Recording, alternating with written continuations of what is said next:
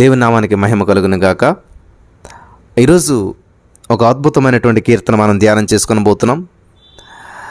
ఒక ఆయన దేవునితో నడిచి దేవునికి ఇష్టానుసారంగా జీవించి చాలా వృద్ధాప్యంలోకి వచ్చేసాడు. ఆ వృద్ధాప్యంలో దేవునితో నడిచినటువంటి ఆ యొక్క వృద్ధుడు ఒక అమూల్యమైనటువంటి ఇచ్చినటువంటి సలహాలను ఈరోజు మనం ధ్యానం చేసుకొని పోతున్నాం. హల్లెలూయా. దేవునితో నడిచినటువంటి ఒక వయోవృద్ధిని అమూల్యమైనటువంటి సలహాలు, సందేశాలు మనకి ఈ కీర్తనలో ఉన్నాయి. ఈ కీర్తనలు మనకు కనిపిస్తూ ఉన్నాయి. ఆ కీర్తన ఏంటో మనం ధ్యానం చేసుకుందాం, ప్రార్థించుకుందాం. యేసయ్యా నీకు వందనాలు. ఈ సమయంలో ఈ యొక్క కీర్తన ధ్యానం ద్వారా మాతో మాట్లాడు ప్రతి వారికి వినగల చెవి గ్రహించి నడిపించి బలపరచమని యేసుక్రీస్తు నామములో ప్రార్థించి నమ్మి పొందుకుని ఉన్నాం తండ్రి, ఆమేన్. చాలా అద్భుతమైనటువంటిది ఈ కీర్తనలో. మనం చేయవలసినవి, చేయకూడనివి చాలా అద్భుతమైన విషయాలను పొందుపరిచాడు ఆ కీర్తనాకారుడు. ఇంతకీ ఎవరండి ఆ వయోవృద్ధుడు? ఎవరు? ఇంతకీ ఎవరండి అంత దేవునికి ఇష్టానుసారంగా జీవించిన వ్యక్తి? ఎవరండి? ఇంకెవరండి? మన రాజుగారు, మన దావీదు రాజుగారు. హల్లెలూయా. ఇంతకీ ఆయన రాసినటువంటి కీర్తన ఏంటంటారు? 37వ కీర్తన అనమాట. హల్లెలూయా. 37వ కీర్తన దావీదు గారి యొక్క విరచితం. దావీదు గారు ఇందులో 40 వచనాలను పెట్టి ఈ యొక్క కీర్తన రాశాడు. ఈ 40 వచనాలు ఉన్నటువంటి కీర్తనలో అన్ని వచనాలు మనకు ఆనందాన్ని, ఆశీర్వాదాన్ని ప్రసాదిస్తాయన్నమాట. ఈ యొక్క 37వ కీర్తనలో విశ్వాసులు చేయవలసినవి, చేయరానివి అనేటువంటి 2 ప్రాముఖ్యమైనటువంటి విషయాలు ఇందులో జాగ్రత్తగా పొందుపరచబడి ఉన్నాయి. అనుభవపూర్వకంగా దావీదు తన వృద్ధాప్యంలో రాశాడు. ఇది 37వ కీర్తన 5వ వచనం మీరు చదివినట్లయితే తెలుస్తుంది అక్కడ. ఇక్కడ ఇది మరో ప్రశస్తమైనటువంటి కీర్తన. చాలామందికి వచ్చేటువంటి ప్రశ్న, బ్రదర్, మేము నీతిగా నిజాయితీగా దేవుని పట్ల ప్రార్థిస్తూ దేవుని సందులో వర్ధిల్తూ ఉండాలనుకుంటున్నాం, కానీ ఎంత నీతిగా ఎంత ప్రార్థించినా కూడా ఏమీ లేదు, ఎప్పుడూ సమస్యలే. కానీ దుర్మార్గులు వర్ధిల్లుతూ ఉన్నారు, దుష్టులు వర్ధిల్లుతూ ఉన్నారు. దుర్మార్గులు ఎందుకు వర్ధిల్లుతున్నారు? ఆ దుర్మార్గులు వర్ధిల్లడం చూసి చాలా కంగారు అనిపిస్తుంది. గమనించాలి. దుర్మార్గులు వర్ధిల్లటం చూసి కంగారు పడుతున్నటువంటి వారికి చక్కటి జవాబు ఈ సంకీర్తన. దుర్మార్గులు వర్ధిల్లుతూ ఉన్నారని చెప్పి కంగారు పడుతున్నారా? అయితే మీకు ఈరోజు సమాధానం దొరుకుతుంది. బ్రదర్, నీతిగా నిజాయితీగా జీవిస్తూ ఉన్నాం, ప్రార్థిస్తూ ఉన్నాం, దశంబగలు ఇస్తున్నాం, కానుకలు ఇస్తున్నాం, ఎర్లీ మార్నింగ్ ప్రేయర్లు అంటున్నారు, అవంటున్నారు, ఇవి అన్నీ చేస్తూ ఉన్నాం. కానీ ఏ విధమైనటువంటి హెచ్చింపు మా జీవితంలో లేదు. ఏ విధమైన హెచ్చింపు మా జీవితంలో లేదు. కానీ దుర్మార్గులు మాత్రం వర్ధిల్లుతున్నారు. ఆ దుర్మార్గులు వర్ధిల్లటాన్ని చూస్తుంటే చాలా కంగారు పడుతుంది. ఎందుకు ఇంత భక్తి చేస్తున్నా కూడా మన జీవితంలో మేలు లేదేంటి? అందరూ మమ్మల్ని అడుగుతున్నారు, ఏం చేశాడు మీ దేవుడని. కాబట్టి దుర్మార్గులు వర్ధిల్లటం చూసి కంగారు పడుతున్నటువంటి వారందరికీ కూడా చక్కటి జవాబే ఈ సంకీర్తన 37వ కీర్తన. హల్లెలూయా. కీర్తనకారుడు మనం భక్తితో చేయవలసినటువంటి 3 విషయాలను ప్రస్తావించాడు. ఇక్కడ చేయవలసినవి 3, చేయకూడని 3 ఉన్నాయి. 1 by 1 మనం ధ్యానించుకుందాం. రాసుకునే వాళ్ళు రాసుకోండి. ఇక్కడ మనం భక్తితో చేయవలసిన 3 విషయాలను ప్రస్తావించాడు దావీదు. మొదటి విషయం ఏంటంటే 37వ కీర్తన 3వ వచనంలో, యెహోవా యందు నమ్మిక ఉంచు, విశ్వాసించు. నమ్మకం, విశ్వాసం. నమ్మకం ఉంచడం మాత్రమే కాదు, మేలు చేయమంటున్నాడు దేవుడు. పిల్లలు గమనించాలి. నమ్మిక ఉంచడం మాత్రమే కాదు, మేలు చేయము. నమ్మిక వేరు, విశ్వాసం వేరు, 2 ఒక్కటి కాదు. ఎంతకు పూర్వం ఈ యొక్క విషయాన్ని మనం నేర్చుకుంటూ వచ్చున్నాం. నమ్మిక మంచిది, అపనమ్మిక చెడ్డది. నమ్మి బాప్తిసం పొందినవాడు రక్షించబడతాడు, నమ్మని వానికి నరకం. మార్కు 16:16 మనం చూస్తాం. లోక 16:16 మనం చూస్తాం. జకర్యా నమ్మనందున మౌనంగా ఉండిపోయాడు. లోకా సువార్త 1:20 చదివితే, యెహోవా యందు నమ్మిక ఉంచువాడు గమనించాలి, యెహోవా యందు నమ్మిక ఉంచువాడు వర్ధిల్లుదురు. సామెతలు 28:25. ఎడారిలో సెలయేర్లు గ్రంథ రచయిత్రి ఎవరంటే ఈ యొక్క విషయాన్ని అభివర్ణించారు. ఒక నల్ల జాతి స్త్రీ ఉండేది. ఆమె చాలా పేదది. రోజు కాయ కష్టం చేసి పొట్టపోషించుకునేటువంటిది. కానీ ఆవిడ సంతోషం, జయ జీవితం అనుభవించేటువంటి క్రైస్తవురాలు. గమనించాలి. కూలి పని చేసుకునేటువంటి ఆవిడేమో క్రైస్తవురాలు, కానీ చాలా సంతోషంగా, సమాధానంగా జయ జీవితాన్ని జీవిస్తున్నటువంటి ఒక క్రైస్తవురాలు. మరొక క్రైస్తవ స్త్రీ ఉండేది. గమనించాలి ప్రియులారా. చాలా పేదమ్మొకరు, కాయ కష్టం చేసి పట్టుగడుపుకునేటువంటిది, సంతోషంగా ఉండేది. మరొక క్రైస్తవ స్త్రీ ఉంది, ఆమెతోటే ఉంది. సరే కానీ నాన్సీ, ప్రస్తుతం నువ్వు సంతోషంగానే ఉన్నావు, అయితే ముందు కాలంలో ఎలా ఉంటుందో అనేటువంటి విషయాన్ని కూడా కుదురుగా ఆలోచించాలి. మరి ఉదాహరణకి చూడు, నీకు జబ్బు చేసిందనుకో, నువ్వు పని చేయలేకపోయావు అనుకో, లేకపోతే ఇప్పుడు నువ్వు పని చేస్తున్నటువంటి ఇంటి వాళ్ళు ఈ ఊరు వదిలి వెళ్ళిపోతారనుకో, లేకపోతే ఇంకెవరు నీకు పని ఇవ్వరనుకో, లేకపోతే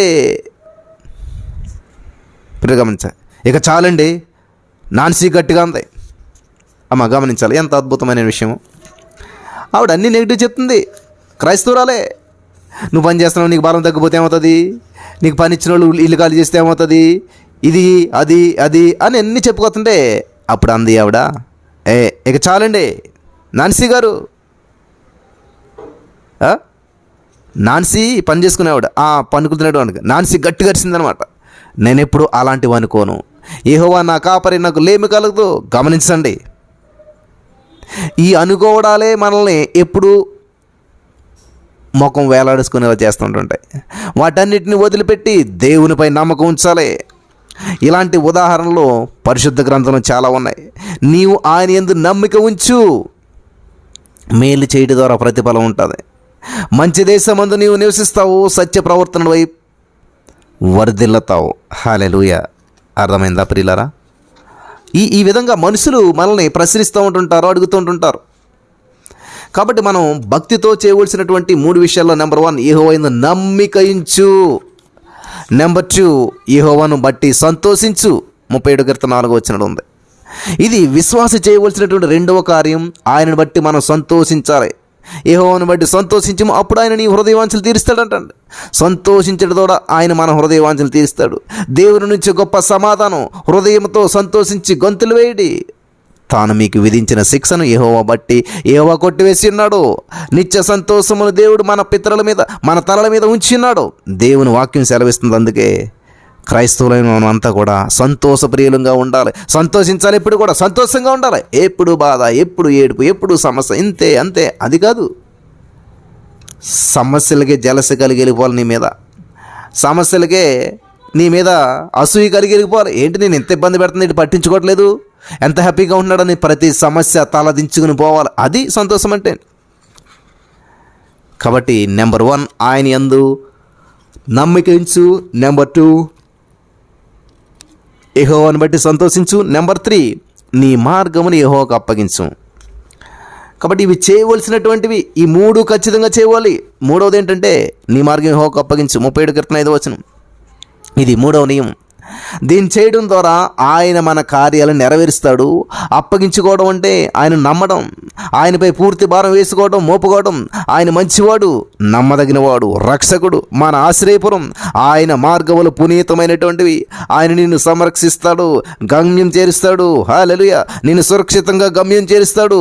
అనుమానం అక్కరలేదు. నీ మార్గం యెహోవాకు అప్పగించుకున్నటంటే ఆయన చిత్తాన్ని కాంక్షించటం. హల్లెలూయా. దేవా నీవే నా సర్వస్వం అని చెప్పి ఆయనను అడగడానికి అప్పగించడం అంటే అర్థం అవడానికి ఒక విషయాన్ని చూద్దాం.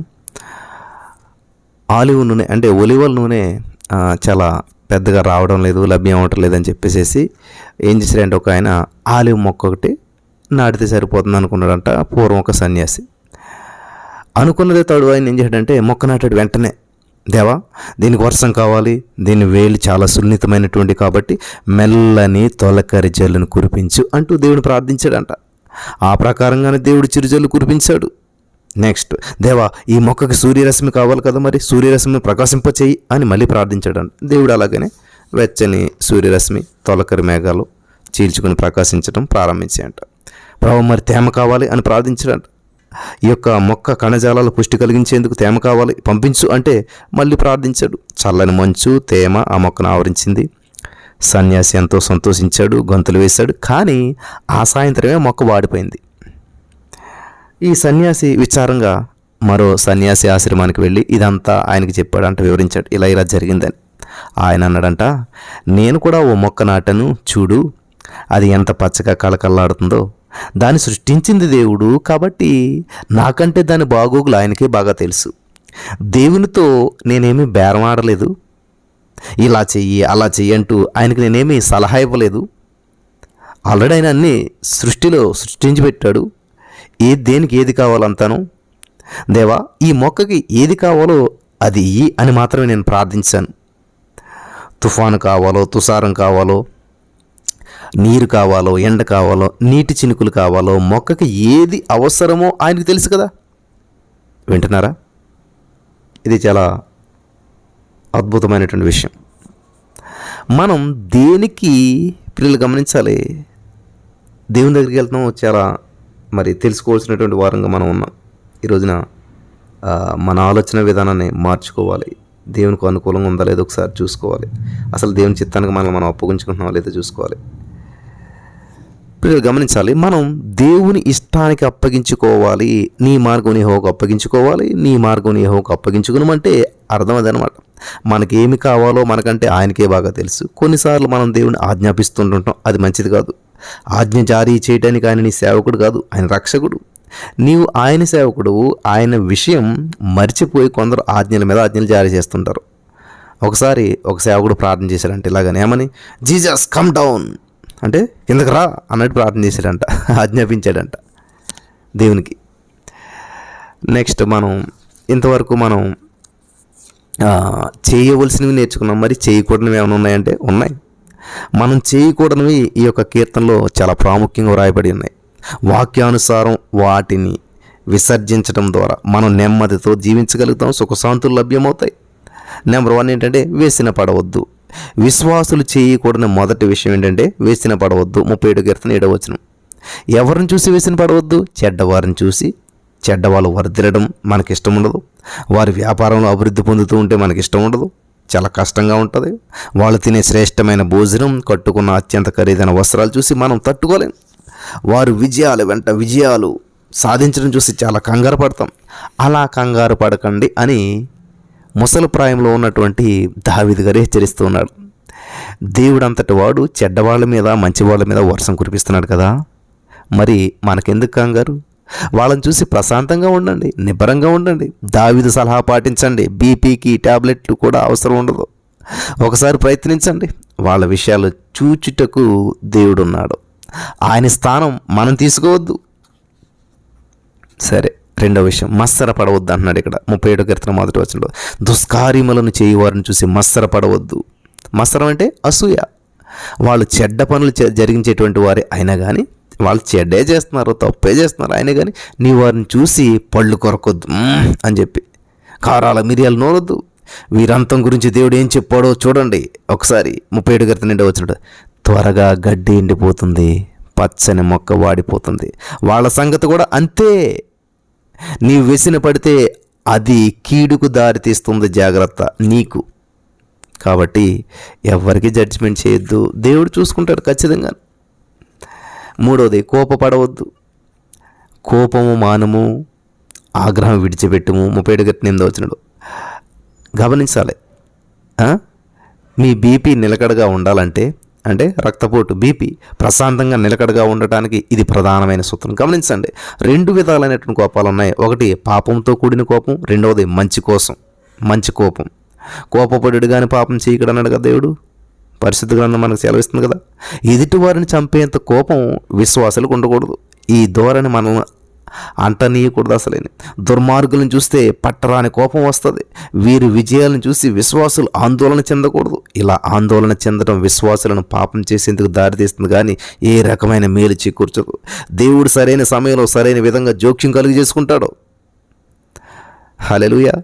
మంచి కోరే కోపం అంటే, ఫర్ ఎగ్జాంపుల్, దేవుడు మోసేపై కోపం చూపించాడు, దావీదు మీద కోపం చూపించాడు, మన మీద కూడా కోపం చూపుతాడు. క్రమశిక్షణ కొరకు ఉపాధ్యాయుడు విద్యార్థి మీద కోపాన్ని ప్రదర్శిస్తాడు.